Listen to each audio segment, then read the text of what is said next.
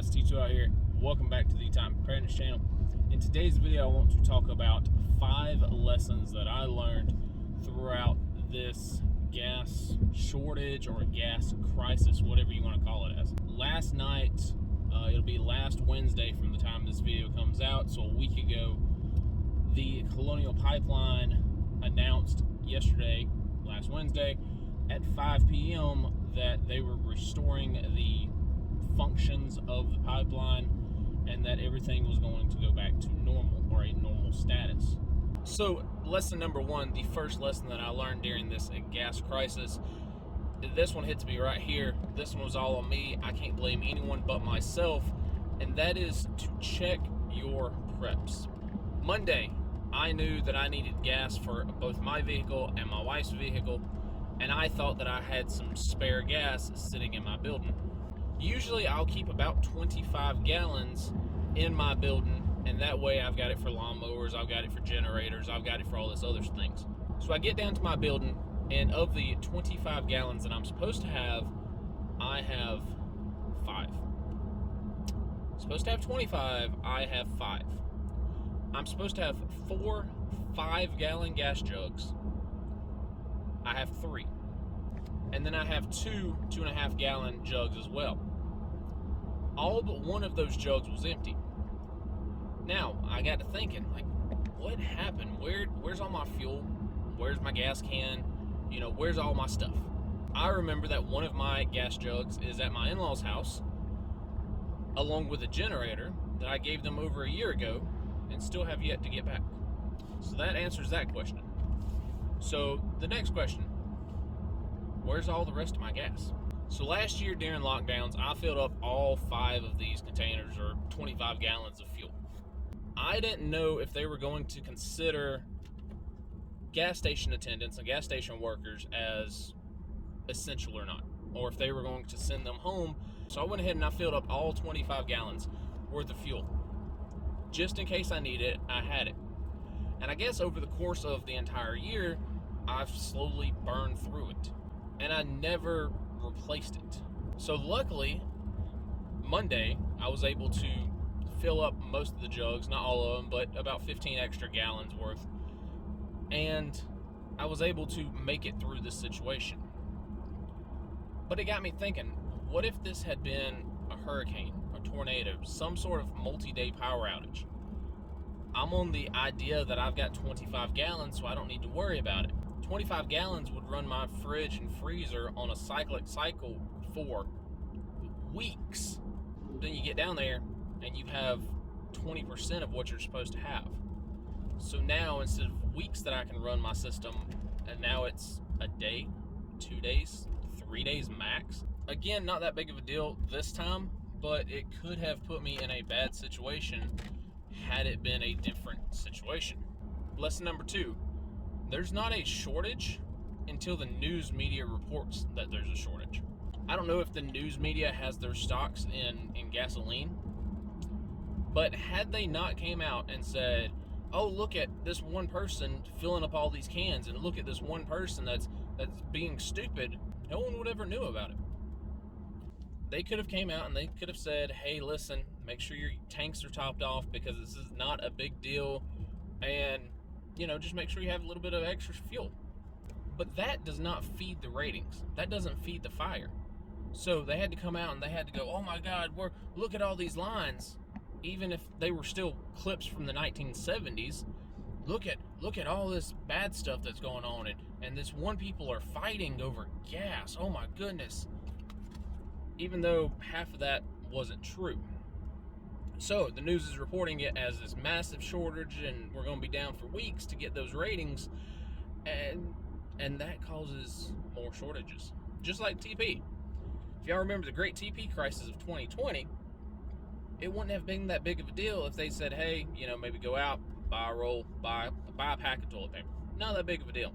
But instead, they came this hardcore, there's going to be a major TP shortage. Everyone needs to go out and buy as much as you can. So what did people do? They went out and they bought 200 rolls of toilet paper.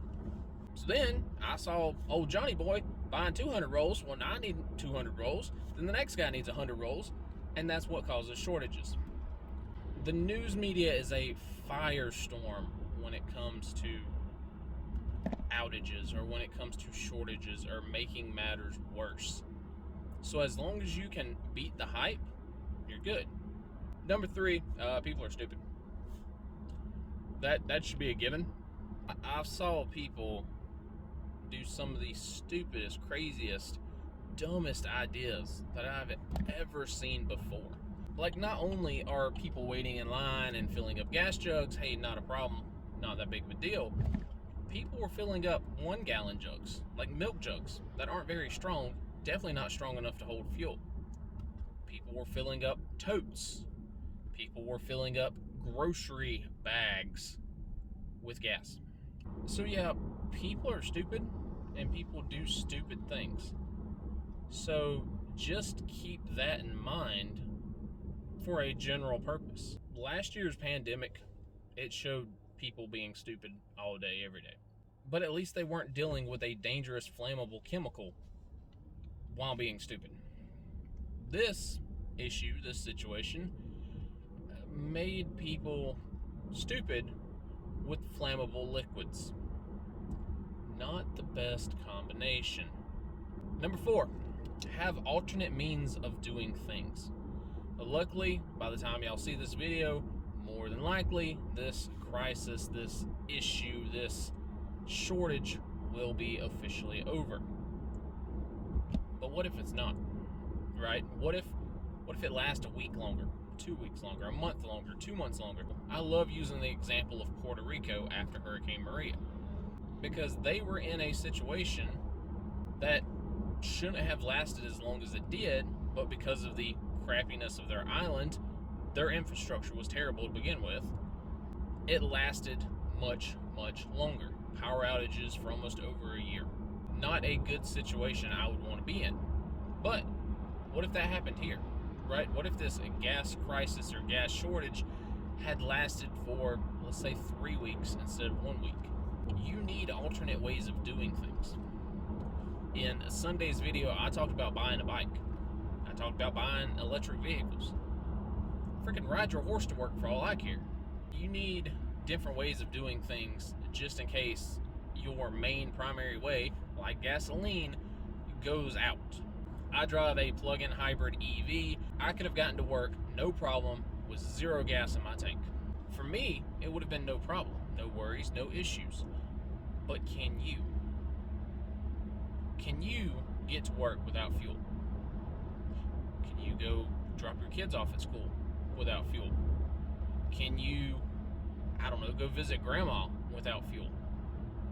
If you can't, you need to start thinking of ways that will make it possible for you to be able to.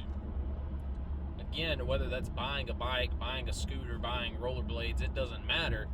Make sure you have a way to do the things that you need to do. And that goes with the power situation as well. Make sure you have ways to cook. Make sure you have ways to light up your house. Make sure you are prepared. The next one, be a prepper.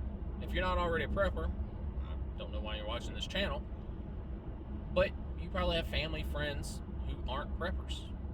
And they see the gas crisis and they think, oh man, no big deal, don't worry about it. It wasn't us this time. I ain't worried about it. They see the hurricane that hits, they think, we're not in hurricane zone. We're not worried about it. They see Texas frozen over for 10 plus days. We don't live in Texas, no big deal. Things are going to happen, whether that's a fuel shortage due to a malware attack or whether that's a freaking snowstorm in Texas. Things are going to happen and continue to happen. Make sure you're ready.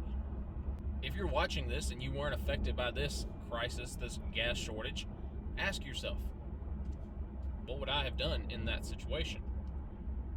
What would I do if I need gas to get to work? Have a plan. Have an idea. Because if you're watching this and you don't learn from it, you don't get an idea on what you would want to do or what you would need for that situation, then obviously I have failed you and you are failing yourself. I'm giving you these tips, so maybe y'all will make sure to remember to fill up your gas tanks. Maybe make sure you remember to fill up your gas jugs just in case this does happen. The stories from Texas. on what to do and what not to do during a massive power outage / snowstorm. Give advice on what to do and how not to kill yourself with carbon monoxide poisoning. Make sure you learn from these examples. So the first video I put out about this, I said, hey, it's no big deal. No lines, no rush. I would think I was a little preemptive on that, calling that one out. What happened was the very next day, I put that video out. And at that point in time, people were rushing to the gas stations. People were filling up their gas tanks and filling up all of these jugs. And that's when the freak out started to happen. So I was a little preemptive on the situation. So just make sure you're ready. All right, guys, that's my lessons learned. Did you learn anything? That's all I got for today.